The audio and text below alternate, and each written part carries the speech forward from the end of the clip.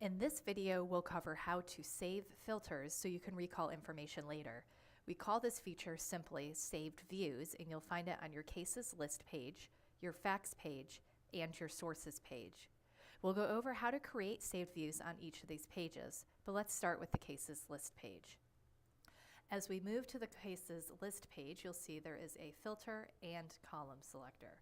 It's important to note that you can use the filters, the column selector, or both the filters and column selector together without creating a saved view. For example, when I click on the column selector, I can either select or deselect to add or subtract from the number of columns visible. In this instance, I've decided to add last edited and created by to the list of columns I would like to be visible. I can also click on the filter button to narrow the results of my list. But without creating a saved view, the snapshot that I created here will be erased when I move away from this page. If I want to be able to come back to this view easily without having to click through the column selector and the filters again, then I should create a saved view. To create a saved view, click on Save as New View and give your view a name. We'll call this one Default. You can see that once the save view has been created, an additional drop-down menu appears here. This is where all your saved views are stored. To select a saved view, pick it from your list of saved views here. If I'd like to edit a saved view, I simply click on the name, and then I can edit from my filters or my columns to change what is included in that view. Here, we'll add that I would like to only show cases that include my name. Once I've made my edits, I hit Save Changes, and my list has been updated. You can see here it moved from 50 documents or records to 32. If I'd like to delete a saved view, again, I would just click on the name and then click the delete icon. To make a saved view my default view, so it appears automatically every time I go to this page, click the star icon. If I'd like to make a copy of my view, I click the copy button. And finally, if I'd like to share my saved view so it's visible to other team members, then I click the Make Public icon. Now that you know how to create a saved view on one page, it'll be easy to create them elsewhere. I've moved to the Sources tab within a case. On the Sources page, you can see that there is a filter button and a column selector button.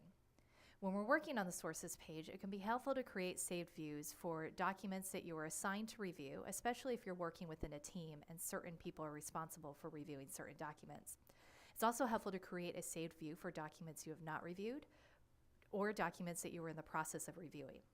Additionally, creating a saved view based on certain source tags may be helpful. Here are some examples of how you can use the saved views on the Sources page. In the first example, you can see that I've created a Review in Process saved view. When I click on that, I'm able to see all the documents that I have started reviewing but haven't finished. Let's say I want to create a saved view for documents I have not started reviewing.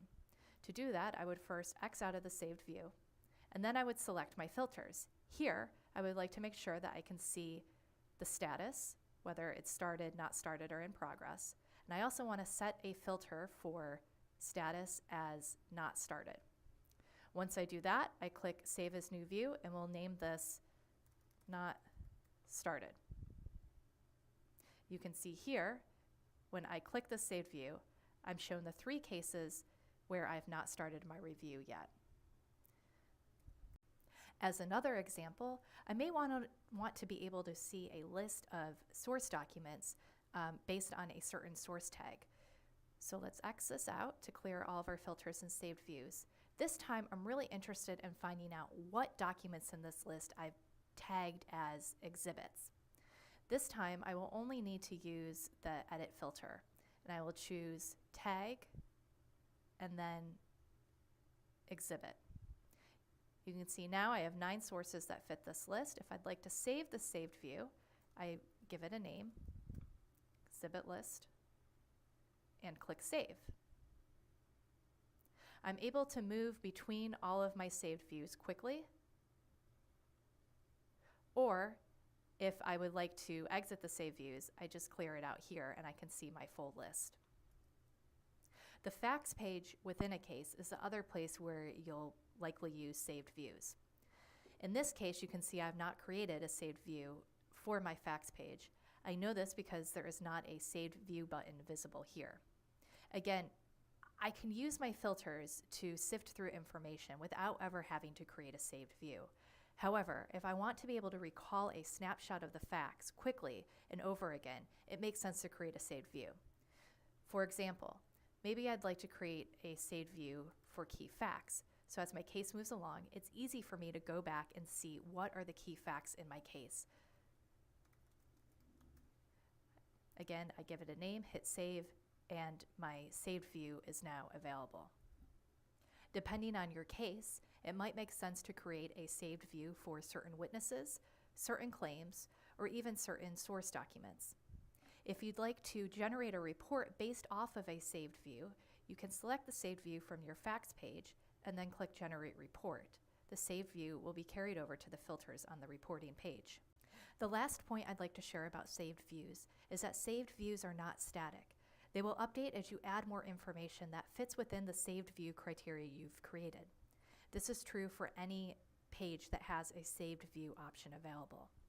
I hope you found this tutorial helpful. If you have any questions or feedback, please email us at support@casefleet.com.